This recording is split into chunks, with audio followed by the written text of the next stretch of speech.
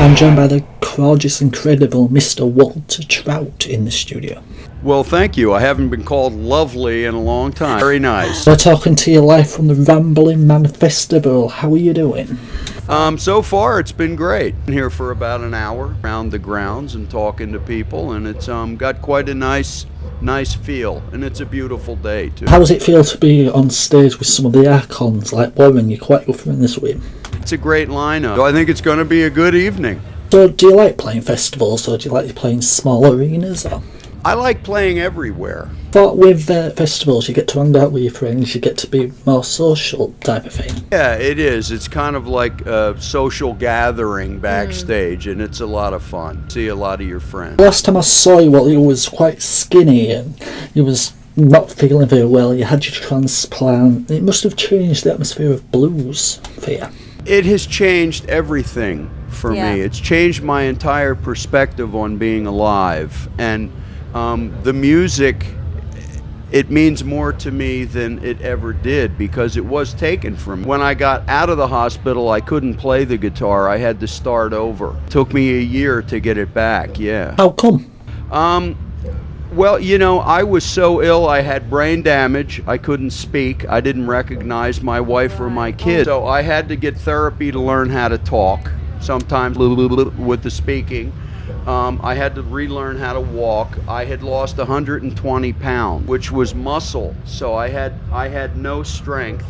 Plus, I could not get the signals from my brain to go to my fingers, and that took a lot of work. So, was that one of the most scariest things, not being able to play again? Yeah, it was scary, but my first concern was to survive and try to be a husband and a dad and see if I could at least do that. So, Walter, you played with the famous John Mayall. We've had legends like Eric Clapton, Peter Green, and so on and so on that have played with him. It must be quite an honour. To this day, I did 5 years with John Mayall, and I am still starstruck by the guy. He's like a father to me, my dearest friends, but I'm still always in awe of his achievement. And when he called me and offered me that gig, I was speechless.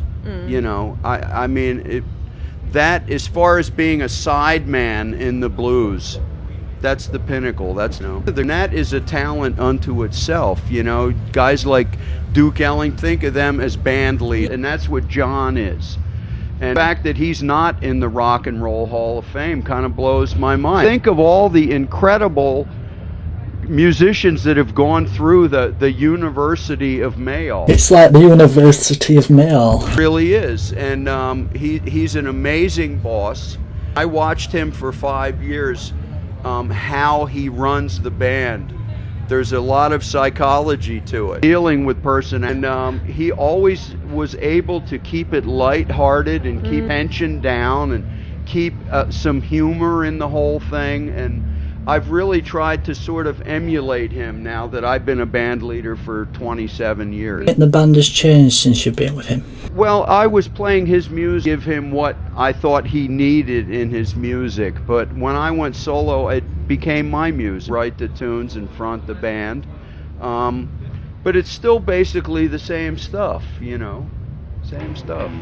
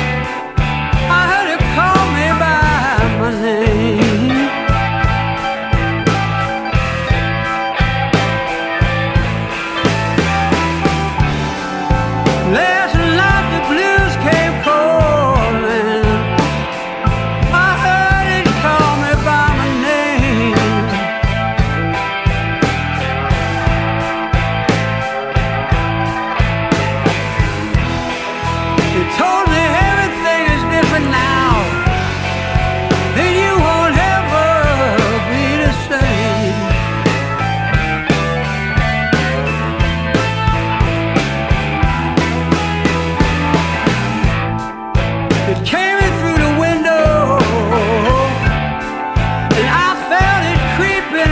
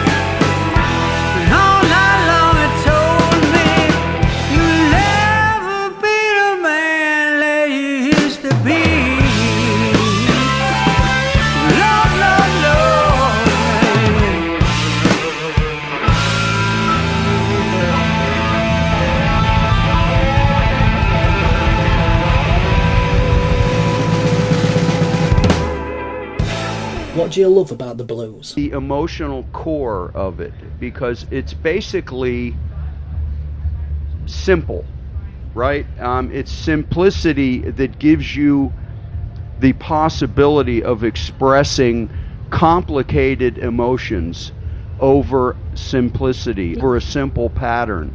The possibility for self-expression over that pattern is limitless. It's only limited by your imagination, and it is the basis of all modern, American roots music. Do you think you need life experiences to write about the blues? I think that life experiences give you authority and give you something to say. Not just the writing and the lyrics, but what you put into your guitar playing. How much feeling, how much of yourself you're able to express through instrument. And there's a lot of incredible young blues guitar players, especially in this country.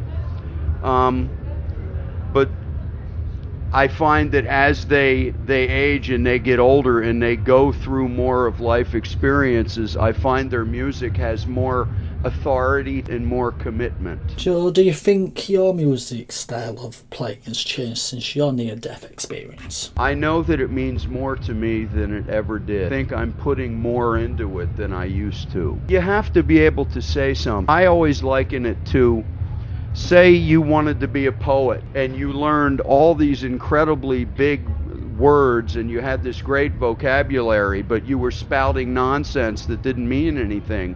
The poetry won't mean anything. So you can be a technical wizard, but if you have nothing to say, there's nothing there but noodling. You have to go through some to say it, I mean, I don't want to sound, this will sound wrong, but I have to say it, some of the young fellas, they go through some addictions, a couple of divorces, recovery. They're going to have a lot more to. Though I'd be the last one to say, go out and get addicted to something, You mentioned young musicians. Who's standing out for you at the moment?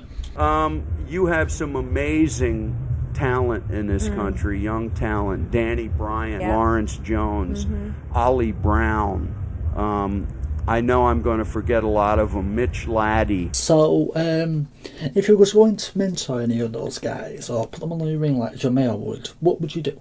Well, a lot of those guys I have mentored, played on their record, helped them get record deals. And when I'm out and I hear a young musician that I think really has the goods, I want to help. Yes, I want to see him succeed. I want him to get out there and share his music with people, because there's so much crap music in this world. We need honest musicians. We need real music that has something to say and that has feelings and emotions and content.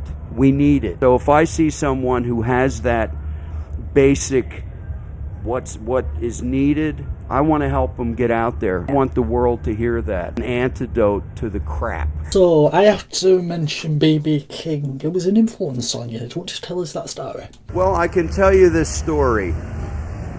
When I was 16, I had an after-school job at a shopping center, and I stocked shelves in a department store. And a friend walked up to me, a guy who worked there, and said, B.B. King is in the store. And I was like, you got to be kidding me. He went, no, come here and look. And we went over and looked, and there was B.B. King and this other guy. And I'm, oh my God. So I went over and I said, excuse me, Mr. King, I'm trying to learn blues guitar, and could I have your autograph?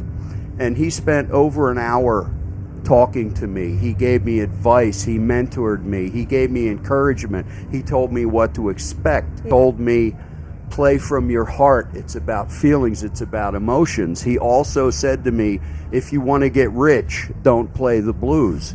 He said, you play the blues because you have to. It chooses you, And he inspired me so much, and he was such a great man. And then years later, I'm with John Mayall, and we did a lot of shows with BB, and he became a friend of mine. And he was the greatest blues man that ever lived, and also the kindest human being I ever met. Everyone that ever approached him he was a gentleman too, and he made you feel like you were the most important person in the world at that time. I responded to that greatly. That was an amazing, not just musical inspiration, but an inspiration of how he can share his light with the world, you know. We'll end it there. Walter, thank you for talking to us, thank you for stopping by, and keep well. I'll send you over to my John. Great chat. Now I get the feeling that something's gone wrong. Can't help believing I won't last too long. Won't last too long. Too long.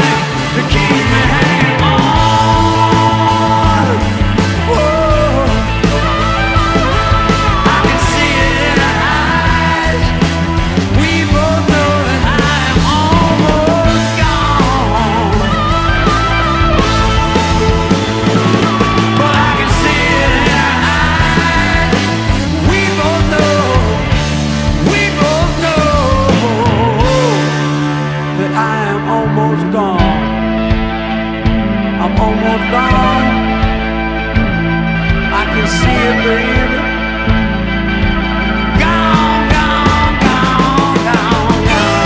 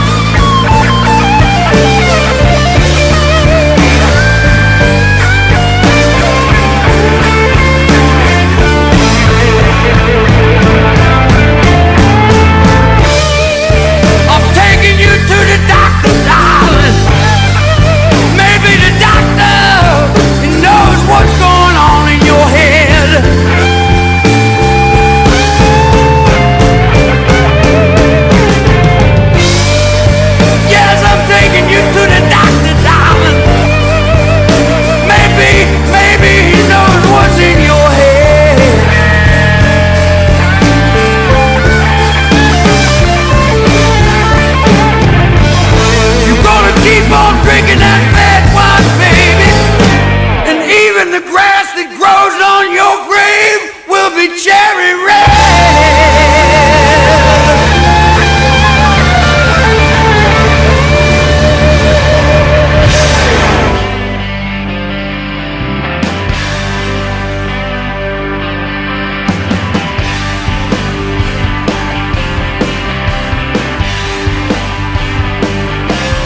Is it any wonder when I'm laying here and you take my head and take away my fear? You say to me, take a look and see there ain't no need to cry, no need to cry. We'll forget about yesterday. We're gonna fly away.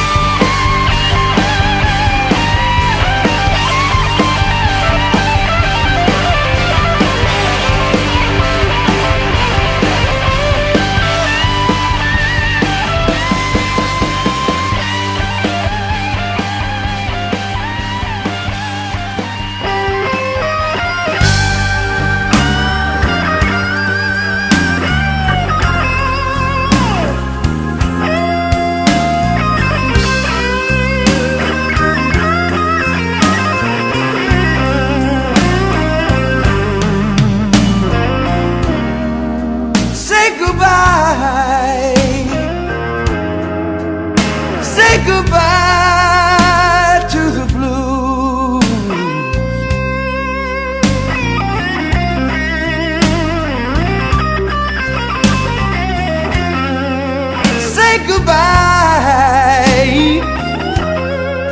Say goodbye to the blue. Say goodbye.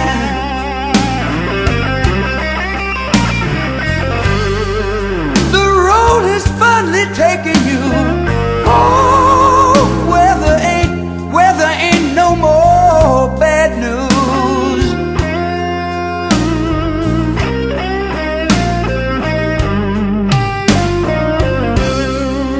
It's a long road to heaven, and it's a rough road to hell.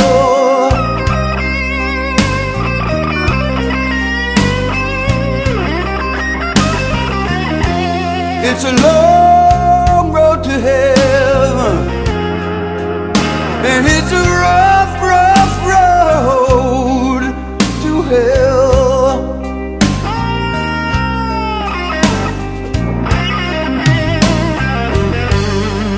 There's a mystery awaiting us. What it is, no one can tell. Oh, yeah, yeah.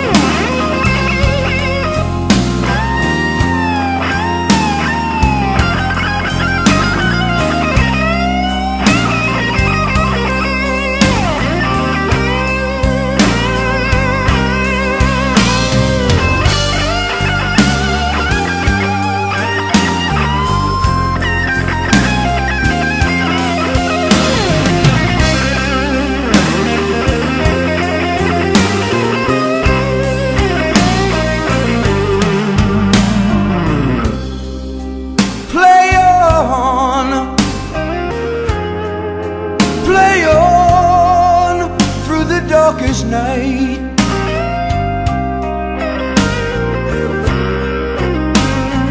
Oh, play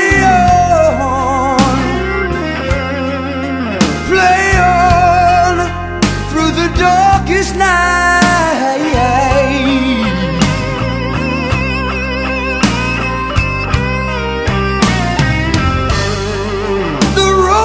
Finally taking you where everything is gonna be alright. It's gonna be alright. No more pain, no more sorrow. Oh.